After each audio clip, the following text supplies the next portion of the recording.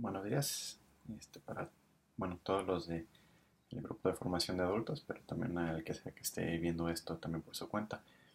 El día de hoy vamos a hablar sobre la iglesia. Estamos viendo los pedazos del credo. Llegamos a la parte donde decimos en el credo: creo en la iglesia que es una, santa, católica y apostólica. Entonces vamos a ver un poquito qué significan esas cuatro cosas, pero también qué implica la iglesia como tal, qué significa. Entonces, pues empecemos por qué es la iglesia. Entonces, la iglesia, la palabra eclesia del griego quiere decir convocación. Se usa mucho la palabra también para una asamblea.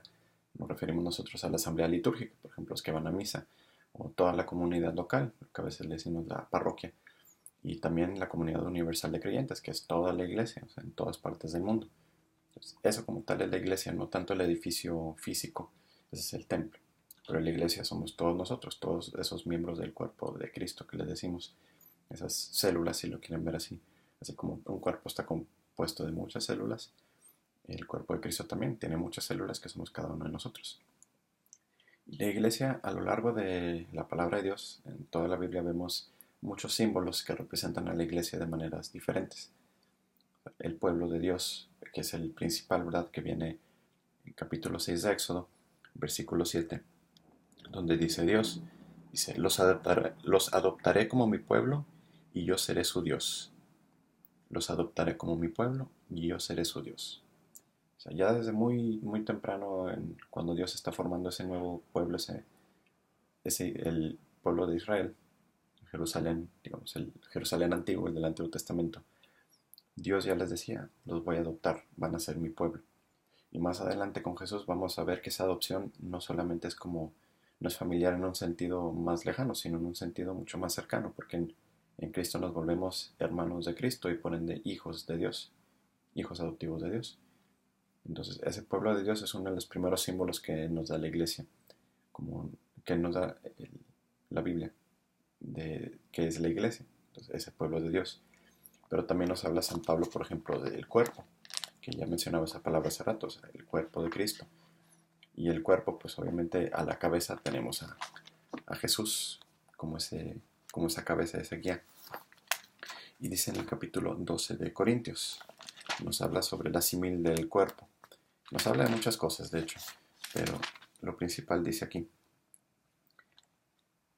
del mismo modo que el cuerpo es uno y tiene muchos miembros, y todos los miembros del cuerpo, por muchos que sean, no forman más que un solo cuerpo, así también Cristo. Porque todos nosotros, judíos o no judíos, esclavos o libres, hemos recibido un mismo espíritu en el bautismo, a fin de formar un solo cuerpo. Y también todos participamos del mismo espíritu. Por lo demás, el cuerpo no está compuesto de un solo miembro, sino de muchos. Si el pie dijera, como no soy mano, no soy del cuerpo, ¿dejaría por esto de pertenecer al cuerpo? Y si el oído dijera, como no soy ojo, no soy del cuerpo, ¿dejaría por esto de pertenecer al cuerpo? Si todo el cuerpo fuera ojo, ¿cómo podría oír? Y si todo fuera oído, ¿cómo podría oler? Con razón Dios puso cada uno de los miembros en el cuerpo como le pareció conveniente. Pues si todo se redujera a un miembro, ¿dónde quedaría el cuerpo? Por eso, aunque hay muchos miembros, el cuerpo es uno. Y el ojo no puede decir a la mano, no te necesito. Ni la cabeza puede decir a los pies, no los necesito. Al contrario, los miembros del cuerpo que consideramos más débiles son los más necesarios. Y a los que consideramos menos nobles, los rodeamos de especial cuidado. También tratamos con mayor decoro a los que consideramos más indecorosos, mientras otros miembros que son presentables no lo necesitan. Dios mismo distribuyó el cuerpo dando mayor honor a lo que era menos noble, para que no haya divisiones en el cuerpo, sino que todos los miembros se preocupen los unos por los otros. Si un miembro sufre, todos los miembros sufren con él. Si un miembro recibe honores, todos los miembros comparten su alegría. Ahora bien, ustedes forman el cuerpo de Cristo, y cada uno es miembro de ese cuerpo. Y Dios ha asignado a cada uno un lugar en la iglesia. Primero están los apóstoles, después los que hablan de parte de Dios, a continuación los encargados de enseñar. Luego viene el poder de hacer milagros, el don de curar enfermedades, de asistir a los necesitados, de dirigir la comunidad, de hablar un lenguaje misterioso. ¿Son todos apóstoles? ¿Tienen todos el poder de hacer milagros? ¿O el don de curar enfermedades? ¿Hablan todos un lenguaje misterioso o pueden todos interpretar ese lenguaje? En todo caso, anhelen los carismas más valiosos y todavía les voy a mostrar un camino más excelente. Palabra de Dios. Entonces aquí escuchamos en todo este capítulo 12 de la carta primera a los Corintios, de la primera carta a los Corintios, vemos cómo San Pablo habla de la iglesia y lo menciona, dice, esta es la iglesia, el cuerpo de Cristo es la iglesia. Y tenemos obviamente como cabeza a Cristo. Pero también hay muchos otros símbolos, por ejemplo, habla del redil y Cristo mismo se refiere como Él es la única puerta para entrar y salir de ese redil. También usa mucho la imagen del rebaño. Jesús mismo usa mucho la imagen cuando se refiere a sí mismo como el pastor. Y se menciona, por ejemplo, en el capítulo 40 de Isaías, en el versículo 11. Dice, voy a empezar desde el 10. Dice, aquí está el Señor que viene con poder y su brazo le asegura el dominio. Apacienta como un pastor a su rebaño y amorosamente lo reúne. Lleva en brazos los corderos y conduce con delicadeza a las que acaban de parir. El rebaño de Dios, las ovejas, y Jesús se presenta a sí mismo como ese buen pastor. Y esa imagen ya la vemos desde el Antiguo Testamento. Dios como pastor de ese rebaño, que nos va a llevar por el buen camino. También hay muchas otras imágenes, también como el campo de Dios, la viña. También una imagen que usa mucho Jesús, la vid y los sarmientos. Esto viene en el capítulo 15 de Juan, del versículo 1 al 5. Dice Jesús, yo soy la vid verdadera, y mi Padre es el viñador. El Padre corta todas las ramas unidas a mí que no dan fruto, y poda las que dan fruto para que den más fruto. Ustedes ya están limpios, gracias a las palabras que les he comunicado. Permanezcan unidos a mí, como yo lo estoy a ustedes. Ninguna rama puede producir fruto por sí misma sin permanecer unida a la vid. Lo mismo les ocurrirá a ustedes si no están unidos a mí. Yo soy la vid, ustedes las ramas. El que pertenece unido a mí, como yo estoy unido a él, produce mucho fruto, porque sin mí no pueden hacer nada. Entonces vemos esa imagen de la vid y los sarmientos, que se puede extender a muchos otros frutos, ¿verdad? Que básicamente dice Jesús, si estamos unidos a él, vamos a producir frutos como una fruta, ¿verdad? Esa uva que sigue creciendo mientras está conectada a la vid. Y cuando la arrancamos, pues se va a morir, se va a pudrir. Ya no tiene vida en ella. Y eso es lo que vemos que nos pasa, ¿verdad? Cuando cometemos pecado, pues ¿qué hacemos? Rompemos esa comunión, rompemos esa unión, rompemos ese vínculo, nos separamos.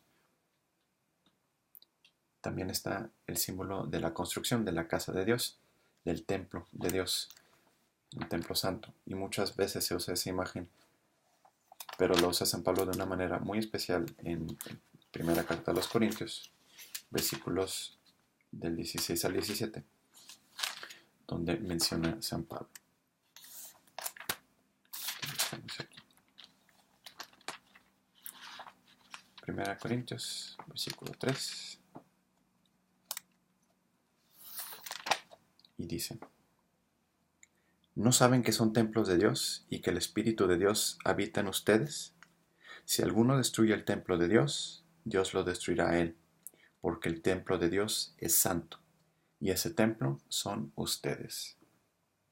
Entonces aquí también recalcando la imagen el hecho de que nosotros somos la iglesia de Dios, ¿verdad? No es tanto el edificio como tenían los judíos, el templo, que era donde estaba la presencia de Dios, sino ahora la presencia de Dios está en cada uno de nosotros. Por ende nosotros nos convertimos en esos templos vivientes. Por eso dice, ¿no saben que son templos de Dios y que el Espíritu de Dios habita en ustedes? En el Antiguo Testamento el templo era el lugar donde habitaba Dios, era el lugar donde estaba la presencia de Dios, pero solo había un templo, solo el gran templo de Jerusalén, ahora donde pues, lo único que queda de él es el muro de los lamentos. Pero decía Jesús, ¿verdad? Va a venir un tiempo donde ya no van a adorar en ese templo. ¿Y por qué? Porque ahora como comunidad pues vamos a adorar a Dios en conjunto y en todos los templos ahora que tenemos como católicos en todos los lugares del mundo. Y esta imagen la repite San Pablo un poquito más adelante en el capítulo 6, el 18 al 20. Y vuelve a repetir esas palabras, donde dice, eviten la lujuria. Cualquier otro pecado cometido por el hombre queda fuera del cuerpo, pero el lujurioso peca contra su propio cuerpo. ¿O es que no saben que su cuerpo es templo del Espíritu Santo que han recibido de Dios y que habita en ustedes? ya no se pertenecen a ustedes mismos, porque han sido comprados. ¿Y a qué precio? Den pues gloria a Dios con su cuerpo. Hemos sido comprados y a qué precio, ¿verdad? La preciosísima sangre de Cristo. Entonces somos ese templo santo, por eso tenemos que respetarlos, por eso es tan importante vivir la virtud de la castidad, que luego hablaremos de eso, ¿verdad? Pero hay que cuidar ese templo, hay que dar gloria a Dios con nuestro cuerpo, con nuestras acciones y respetarnos a nosotros mismos. Porque muchas veces, sobre todo dice uno, ay, cuando ciertos pecados privados, ¿verdad? Dice, ¿a quién lastimo? Nadie se entera, a nadie le pasa nada. Dice San Pablo, el lujurioso peca contra su propio cuerpo. ¿No saben que su cuerpo es templo del Espíritu Santo? Entonces hay que darle gloria a Dios en nuestro propio cuerpo. También hay otra imagen que usa mucho, se habla mucho de la Jerusalén como la esposa de Dios. Se usa mucho esa imagen nupcial, esa imagen de la esposa y el esposo siendo Dios. Y en el Antiguo Testamento el esposo siendo específicamente Cristo. Porque también se usa mucho cuando el pueblo de Dios, Israel, del Antiguo Testamento se separaba de Dios, se usaba mucho la imagen de que se prostituía, de que era infiel. Entonces, esa imagen de la boda, del matrimonio, se usa a lo largo de toda la Biblia. Y en el capítulo 21 del Apocalipsis, por cierto, la palabra Apocalipsis muchas veces pensamos fin del mundo, pero en realidad la palabra quiere decir revelación, revelación de Dios. El capítulo 21, versículos del 1 al 2, dice: Y vi un cielo nuevo y una tierra nueva. Habían desaparecido el primer cielo y la primera tierra, y el mar ya no existía. Vi también bajar del cielo, enviada por Dios, a la ciudad santa, la nueva Jerusalén, engalanada como una novia que se adorna para su esposo. Entonces vemos dos imágenes ahí de la iglesia, la nueva Jerusalén, porque el antiguo Jerusalén pues era un pueblo específico, era un lugar específico. Y la nueva Jerusalén, a partir del Nuevo Testamento, esa nueva Jerusalén ya es todo el pueblo de Dios. No solo los judíos, sino todos los que forman parte del cuerpo de Cristo. Y esa nueva Jerusalén es también la esposa. Dice, engalanada como una novia que se adorna para su esposo. O sea, vemos esa imagen también de que la iglesia es simbolizada como la esposa. Por eso también, pues en la misa tenemos a los sacerdotes que representan a Cristo, que ellos están in persona Christi. Por eso en la consagración, por ejemplo, hablan en primera persona, porque es Cristo el que está hablando a través de ellos. Por eso solo son ellos los que leen el Evangelio cuando hablamos de Jesús, porque es Jesús el que nos está hablando. Y en el sacramento de la confesión es Cristo el que nos está perdonando los pecados. Cuando dice yo te absuelvo de todos tus pecados, es Cristo el que nos lo está diciendo, obrando a través del sacerdote que representa a Cristo. Y entonces el resto de la congregación, el resto del pueblo, la iglesia, ¿a quién representa? Pues a la esposa. Entonces la imagen de esas bodas, y de hecho se usa esa imagen una vez más también en el versículo 9 del Apocalipsis, donde dice: Ven, te mostraré la novia, la esposa del Cordero. Y me llevó en espíritu a una montaña grande y alta, y me mostró la ciudad santa, Jerusalén, que bajaba del cielo, enviada por Dios, resplandeciente de gloria. Entonces vemos cómo se sigue usando esa imagen, ¿verdad? La ciudad santa, la esposa. Dice literalmente, te mostraré a la novia, la esposa del Cordero. ¿Y quién es el Cordero? Pues Jesús. Y vemos un poquito más adelante. Me quedo aquí en esta parte del Apocalipsis. Capítulo 22, versículo 17, donde dice: El espíritu y la esposa dicen, ven. Diga también el que escucha, ven. Y si alguna tiene sed, venga y beba del balde si quiere, del agua que da vida. El espíritu y la esposa dicen, ven. ¿Y a quién le están diciendo que venga? A Jesús, el esposo. Esperando pues ya el fin de los tiempos, donde va a ser toda pues la boda del Cordero, esa fiesta eterna, esa fiesta sin fin, lo que le llamamos el cielo. Y también tenemos en el capítulo 12 del Apocalipsis, el versículo 17, donde dice: Irritado el dragón por su fracaso con la mujer, se fue a hacer la guerra al resto de su descendencia, a los que observan los mandamientos de Dios y dan testimonio de Jesús. Irritado contra la mujer, fue a hacer guerra al resto de su descendencia. ¿Y quién es esa mujer? Pues lo vemos en el capítulo, al principio del capítulo 12, donde se menciona. Y un poquito antes, de hecho, dice, se ve que apareció el arca de la alianza de Dios. Y una gran señal apareció en el cielo, una mujer vestida del sol, con la luna bajo sus pies y una corona de 2 estrellas sobre su cabeza. Y entonces apareció en el cielo otra señal, un enorme dragón de color rojo con 7 cabezas y 10 cuernos, y una diadema en cada una de sus 7 cabezas. Con su cola arrastró la tercera parte de las estrellas del cielo y las arrojó sobre la tierra. Y el dragón se puso al acecho delante de la mujer que iba a dar a luz, con ánimo de devorar al hijo en cuanto naciera. La mujer dio a luz un hijo varón, destinado a gobernar todas las naciones con cetro de hierro, el cual fue puesto a salvo junto al trono de Dios, mientras la mujer huyó al desierto, donde tiene un lugar preparado por Dios para ser ahí alimentada durante 1270 días. Y entonces en el cielo había una batalla. Miguel y sus ángeles entablaron combate contra el dragón. Lucharon encarnizadamente el dragón y sus ángeles, pero fueron derrotados y los arrojaron del cielo para siempre. Vemos aquí la imagen de una mujer, y esa mujer representa pues, muchas cosas, como en el Apocalipsis, no nomás nos centramos en un solo simbolismo de que nada más representa esto. La mujer representa, pues nosotros como católicos cuando vemos esa imagen de que una mujer vestida del sol con la luna bajo los pies y una corona de 2 estrellas sobre su cabeza, pensamos en la Virgen de Guadalupe, o sea, en la Virgen María. Y sí, esa es una de las representaciones, ¿verdad? Porque se habla de esa mujer que dio a luz a un hijo y ese iba a destinar todas las naciones. ¿Y quién es él? Jesús. Entonces, esa mujer que da luz a Jesús, ¿quién es? Pues obviamente María.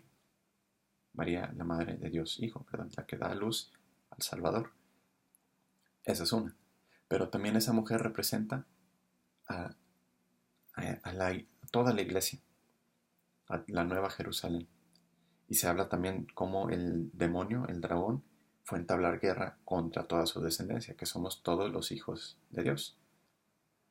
Por eso le decimos a María nuestra madre, ¿verdad? Porque si Cristo es nuestro hermano, María es nuestra madre. Entonces tenemos esta imagen de la esposa inmaculada, de la esposa del Cordero. Y entonces vemos como tantos símbolos que representan a la iglesia. Y todos estos símbolos, ¿para qué son a fin de cuentas? Dios nos da todos estos símbolos. La esposa, nuestra madre, la Nueva Jerusalén, el templo santo, el pueblo de Dios, el cuerpo de Cristo, el redil, el rebaño, el campo de Dios, la viña, la vid y los sarmientos. Todas estas imágenes para entender qué. Para poder entender un poco cuál es nuestra relación hacia Dios y la relación que Él tiene con nosotros. Y también en el catecismo se menciona que la iglesia es un misterio. Y cuando hablamos de un misterio, hablamos de algo concreto. Algo concreto que al chocar con ello nosotros nos pone en contacto con una realidad divina. O sea, básicamente, una realidad visible que hace presente una realidad espiritual y divina, que solo se puede ver con los ojos de la fe. Por ejemplo, los sacramentos son misterios. Son algo concreto. El pan, el vino, el agua. Son cosas concretas, cosas físicas, porque somos cuerpo y alma, ¿verdad? No solo somos espíritu, somos cuerpo y espíritu, cuerpo y alma, somos las dos cosas. Entonces vemos en las imágenes sacramentales cosas físicas que nos hablan de algo divino y ahí es donde está ese misterio. Y la iglesia, ¿cómo es un misterio? Porque pues en la iglesia, en esa comunidad que formamos, vemos una realidad divina más allá, ¿verdad?, de la imagen del cuerpo de Cristo, que somos todas partes de ese cuerpo místico de Cristo. Pero también hay veces de que ese misterio, cuando hablamos de misterio, a veces hablamos de cosas que no entendemos, que no podemos comprender. Y ciertamente, los misterios de Dios no los podemos comprender completamente, pero Dios sí nos los revela. Si no, nunca hubiéramos llegado a ellos. Como la Trinidad, por ejemplo, otro misterio grandísimo. Pero Dios lo revela a nosotros. Pero también muchas veces cuando hablamos de la fe, a veces pensamos que la fe es ciega porque la fe no siempre ve las cosas de manera clara. A veces ve las cosas como que entre sombras, medio oscuro. Pero no hay por qué ver esa oscuridad como algo negativo. Porque a veces necesitamos de la oscuridad para ver más claramente. Y un ejemplo de ello es en las noches. Ver las estrellas. Si han estado en una ciudad que tiene muchísima iluminación, casi no pueden ver ninguna estrella. ¿Por qué? Porque esa luz no los deja ver más allá. Pero si estamos en oscuro, si estamos en un lugar un poco retirado, donde no hay mucha iluminación, podemos ver más estrellas. Y las estrellas están muchísimo más lejos. Entonces podemos ver mucho más lejos en esa oscuridad. Entonces, muchas veces necesitamos de esa oscuridad para ver más allá, así como a veces necesitamos del silencio para poder escuchar mejor la voz de Dios. No en el ruido, no a veces en tanta oración, no a veces, inclusive a veces ni siquiera leyendo la palabra de Dios, sino simplemente en el silencio para poder escuchar esa voz de Dios. Y entonces en el catecismo nos habla también de que la iglesia es un pueblo sacerdotal, profético y real. Y cuando somos bautizados en esas tres cosas, así como las tres funciones de Cristo: sacerdote, profeta y rey. Todos somos sacerdotes, en un sacerdocio común se le llama, diferente del sacerdocio ministerial, que son los sacerdotes a los que les decimos Padre, ¿verdad? Los que nos confían a nosotros los sacramentos. O sea, yo, con ese sacerdocio común, yo no puedo perdonarle los pecados a nadie. Un sacerdote que obtuvo su poder de los obispos y los obispos de los apóstoles, y ellos directamente de Cristo, pues ellos sí pueden perdonar los pecados porque ellos representan directamente a Cristo. Pero como sacerdotes todos, ¿qué hace un sacerdote? Oración por los demás, sacrificio. Entonces nosotros como sacerdotes, ¿cómo vivimos ese sacerdocio? Ofrecemos sacrificios espirituales. Y como profetas, ¿qué hacían los profetas? Era dar testimonio de Dios.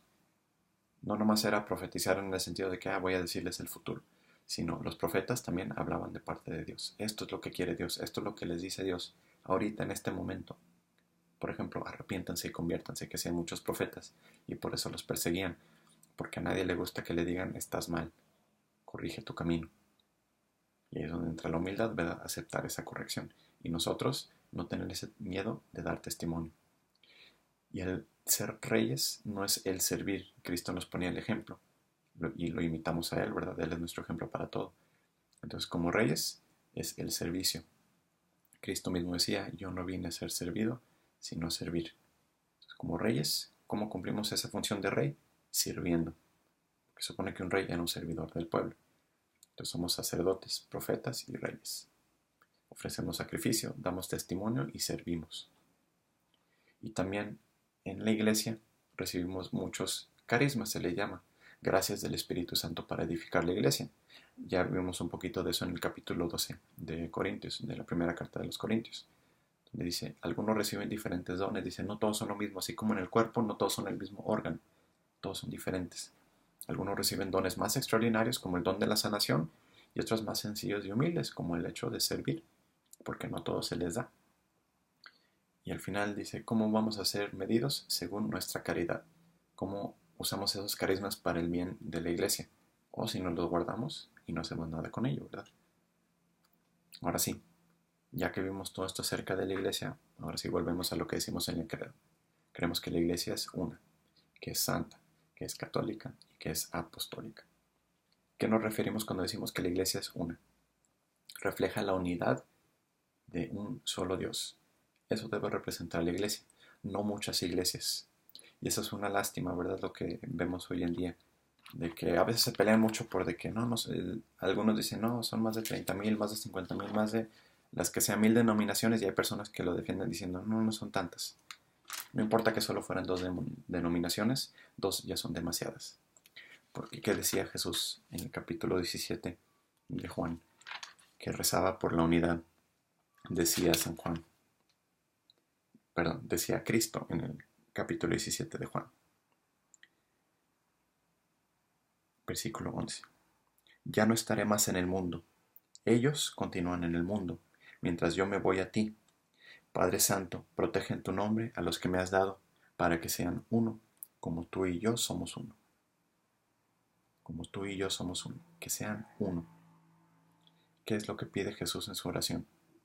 Que seamos un solo cuerpo, que tengamos unidad. Si hubiera católicos y, no sé, calvinistas, por decir, que fueran las únicas 2 denominaciones cristianas que existen en el mundo, es demasiado. Porque Cristo no quería muchos. Él vino a fundar una iglesia, un solo cuerpo.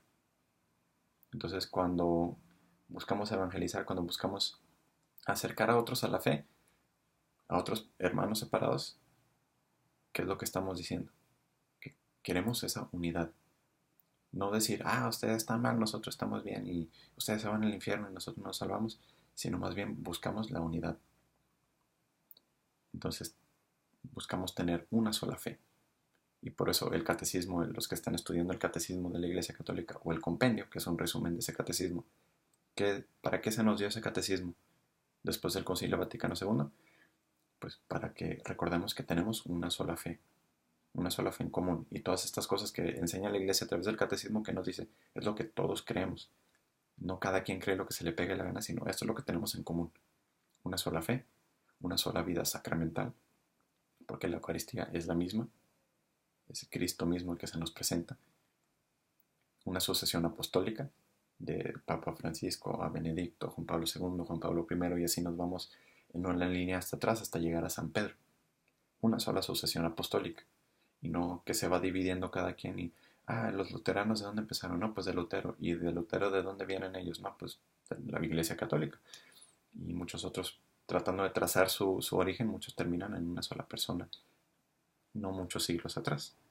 Nosotros podemos, en la Iglesia Católica, irnos directamente con esa sucesión apostólica, directamente hasta San Pedro, y de San Pedro pues a Jesús, que fue el que le dio esa autoridad. También tenemos una sola esperanza, que lo decimos en el credo, ¿verdad? En la resurrección de los muertos, en la vida del mundo futuro y la vida eterna. O sea, tenemos una sola esperanza, eso nos une. Somos un solo cuerpo, no muchos cuerpos. Y tenemos una sola cabeza, que es Cristo. Y la cabeza visible en la iglesia hoy en día, ¿quién es?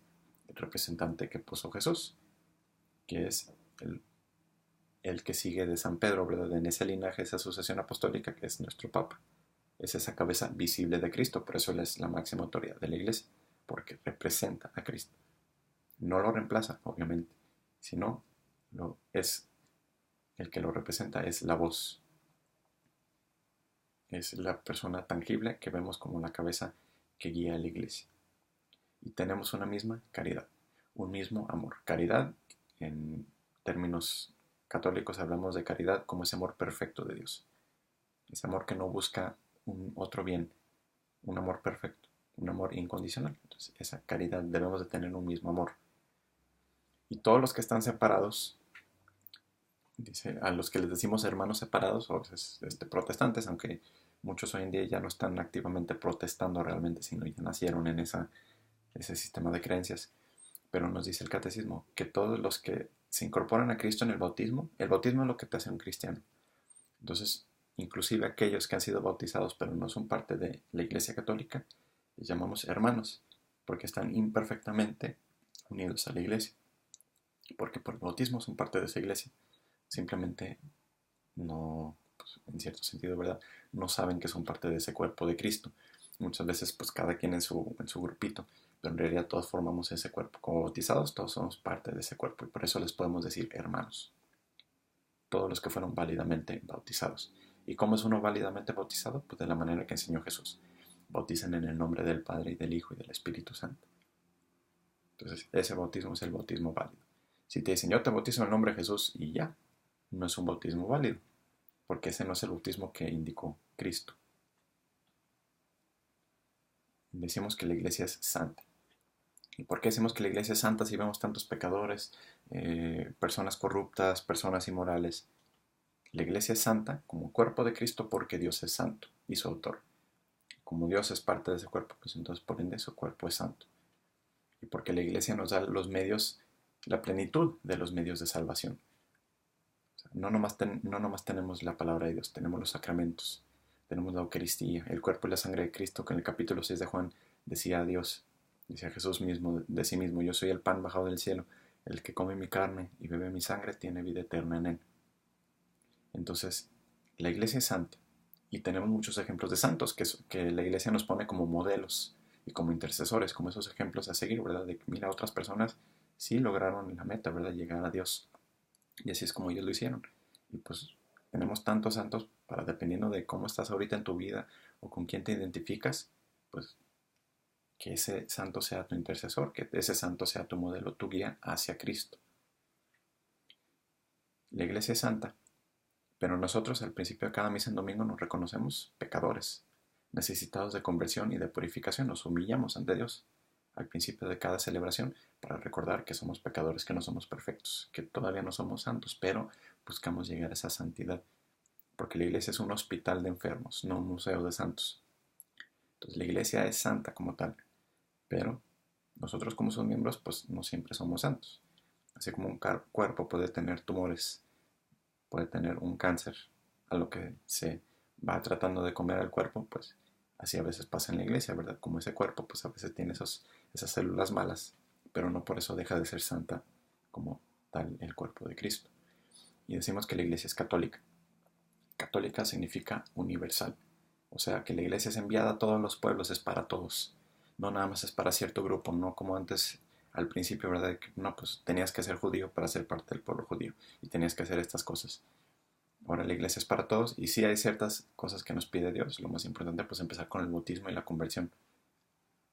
Pero no hay una restricción en el sentido de que no hay ninguna persona que no pudiera pertenecer a la iglesia. Uno se puede separar de esa comunión con la iglesia, eso sí, pero la iglesia está abierta para todos, todos. Entonces, ¿quién pertenece a la iglesia? Eso es lo importante. Dice el catecismo, pertenece a la iglesia quien profesa la fe, quien vive los sacramentos, está bajo gobierno eclesiástico, o sea, haciéndole fiel al Papa y los obispos, y está en comunión con la iglesia. Porque cuando vamos a comulgar, cuando recibimos el cuerpo y la sangre de Cristo, decimos, estoy en comunión con la iglesia. No estoy separado de Dios con el pecado mortal, y estoy en comunión con la iglesia de acuerdo con todo aquello que enseña. Todas esas cosas básicas de la fe. ¿Y cuáles son esas cosas básicas? Pues las más básicas están en el mismo credo.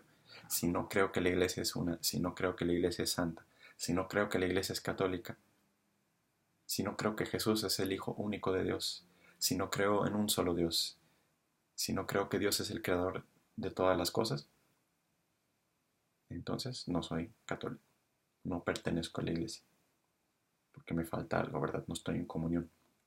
Me he separado, pero yo me he separado.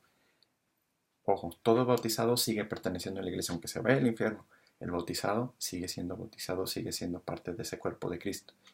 Pero esa persona pues quiso separar.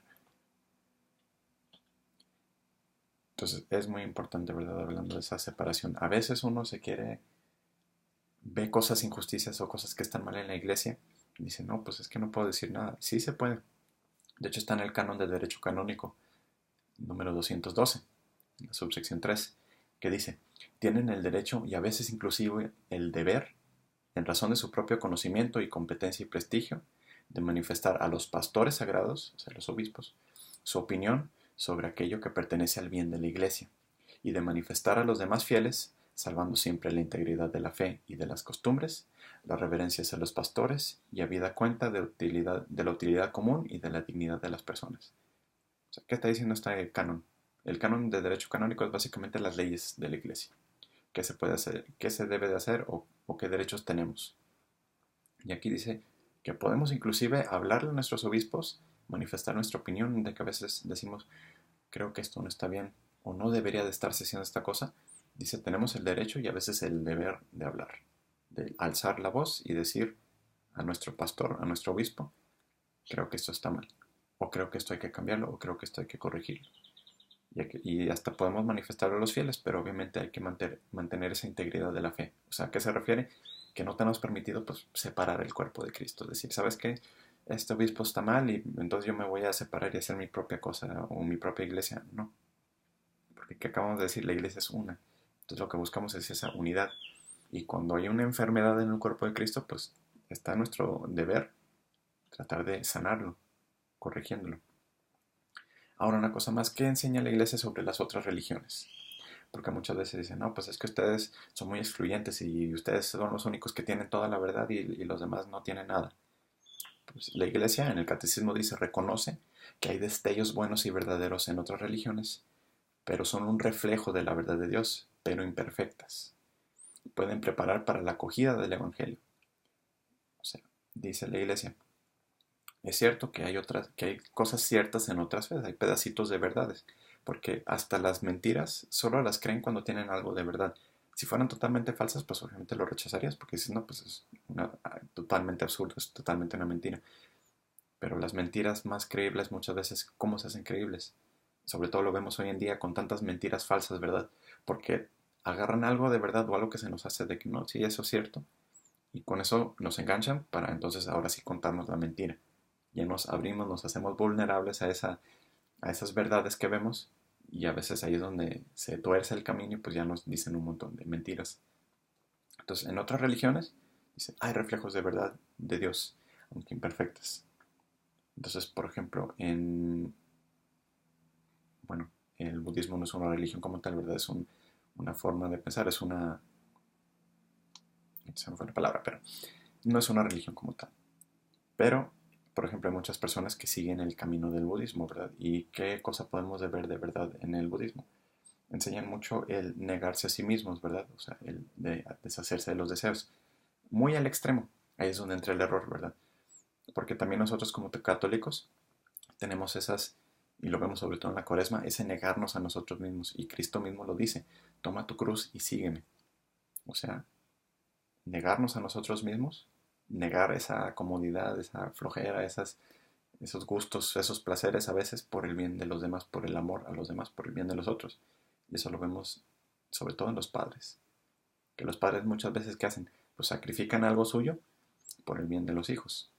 Que querían ir a ver tal película y terminan viendo una película para niños, pero pues es por el bien de ellos, o sea, ese pequeño sacrificio, ¿verdad?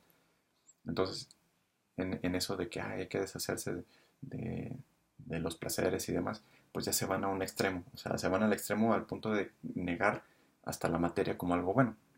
Y nosotros no negamos esas cosas, pero sí reconocemos que pues sí, bien es cierto de que tienes muchas veces que negarte a las cosas buenas para un bien espiritual, así como alguien que va a una carrera, alguien, sobre todo ahora que están tan de moda los maratones, que tiene que ser un buen corredor, tiene que negarse muchas cosas, tiene que hacer mucho sacrificio con su dieta, con cómo duerme, con cómo entrena, qué mete a su cuerpo y qué no. O sea, eso requiere mucho sacrificio y es por su bien, por el bien de su cuerpo y para poder rendir. Entonces también muchas veces nosotros decimos, pues hay que negar estas otras cosas. Otro reflejo de verdad que vemos en otras es, pues por ejemplo en el Islam, una cosa buena que hacen es rezan muy seguido. Ellos tienen 5 tiempos específicos que tienen que rezar. Y nosotros como católicos pues deberíamos estar en constante oración. Y ahí ese destello de verdad, ¿qué nos dice? Pues debemos de orar más seguido. Porque para nosotros la oración no es algo mecánico, no nomás es algo que haces y dices y ya. Sino la verdadera oración es diálogo con Dios, hablar con Dios. Esa es la oración buena, esa es la oración. Y por eso cuando Jesús nos da el Padre Nuestro, ¿qué nos dice? Dice, díganle así, Padre Nuestro. Estamos acercándonos a Dios, haciendo esa relación más cercana con Dios y entonces hablamos directamente con Él. En esa relación con Dios, Cristo nos está diciendo, acérquense, hablen con Él. Entonces, en otras fe sí, vemos ciertos reflejos de verdad, pero son imperfectas y que quede muy claro. ¿Por qué? Porque dice también la iglesia, y eso lo sostiene en el catecismo. Fuera de la iglesia no hay salvación. Y eso suena muy controversial y ahí es donde a veces se pelean de que, oigan ustedes, pero entonces están diciendo que todos los demás se van a condenar. Dice el catecismo, no pueden salvarse quienes, conociendo la iglesia como fundada por Cristo y necesaria para la salvación, no entran y no perseveran en ella. No se pueden salvar los que conocen a la iglesia fundada por Cristo y que es necesaria para la salvación y de todas formas no entran o no perseveran. O sea, dice también, ¿quiénes se pueden salvar? Pueden alcanzar, y clave, palabra clave, pueden alcanzar la salvación quienes por ignorancia, sin culpa alguna, ignoran el Evangelio de Cristo y su iglesia, pero buscan sinceramente a Dios y cumplir su voluntad. O sea, ¿quiénes se pueden salvar? Los que están completamente ignorantes del Evangelio de Cristo y de que la iglesia es necesaria para la salvación. ¿Qué vemos entonces en muchas fes? Hay muchas fes que sí conocen el Evangelio y no se salvan. Por eso estamos llamados a evangelizar, a anunciar el Evangelio a todo el mundo, porque la iglesia sigue siendo misionera. No nomás decir, pues ya todos conocen y pues ojalá les vaya bien. Allá ese fulanito que tiene otra fe, pues tal vez se salva. Vean a la imagen como una gran barca sobre el mar, en medio del mar. No hay nada más alrededor, una barca enorme. Y ven a otras personas alrededor de la barca flotando ahí a lo lejos. Algunos sobre una maderita, algunos sobre una balsa muy pequeña. Algunos nomás pues nadando ahí, tratando de no ahogarse. ¿Podrían salvarse todas esas personas que están ahí, no parte de la barca principal, no con las provisiones y con todas esas cosas que nos van a ayudar? ¿Podrían salvarse? Sí, podría arrastrarlos la corriente a tierra firme, podrían eventualmente salvarse. O podrían eventualmente, si se cansan de estar tanto tiempo ahí, ven la barca y dicen, no, pues me quiero integrar y que se metan. Pero no es una garantía que se van a salvar, no es una garantía que van a sobrevivir. Y esa es la imagen que tenemos de cómo es la salvación. Podríamos decir, no, pues ojalá se salve. Pero en realidad lo que deberíamos decir es, hey, tú que estás ahí, no te quieres venir, ven, quédate a salvo. Eso es lo que debe de hacer la iglesia. Y por eso no debemos de decir, esa persona se ve muy religiosa, ¿está bien? No, no, no hay que quedarnos en eso de decir, no, pues de seguro ya se va a salvar o ojalá se salve. O es una persona muy piadosa y yo creo que Dios se lo va a tomar en cuenta. Hay que predicarles la verdad.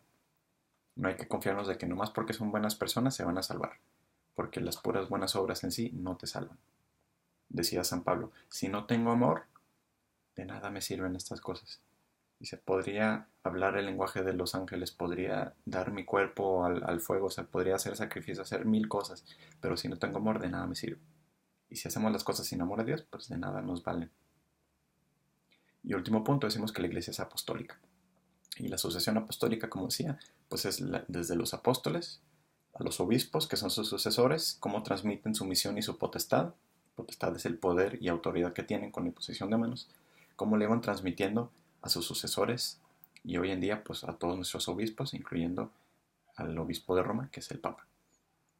Y eso lo vemos desde Hechos de los Apóstoles, cómo asignaban nuevos apóstoles, nuevos obispos, si lo quieren ver así, después, para que llevaran a cabo esa misión. Los 12 apóstoles, Judas fue un traidor y quedaban 11. Y en Hechos de los Apóstoles vemos cómo buscaban a uno que supliera su lugar. Y entonces indican un nuevo apóstol. Y luego viene San Pablo, otro apóstol. Entonces, el apostolado, o sea, el ser apóstol no nomás se quedó en el primer siglo de Cristo y ya dejaron de haber apóstoles. Sigue habiendo esa sucesión. Entonces, bueno, hasta aquí lo dejamos. Espero que les haya servido. Si tienen alguna pregunta, pues me lo hacen saber. Y también, pues, si quieren dejar un comentario y me dicen si les gustó, si estuvo mal. Bueno, es el primer intento. Espero, conforme vaya avanzando esto, irlo puliendo más. Pero espero les haya servido y sobre todo para reponerles este tema que les faltaba. Dios los bendiga.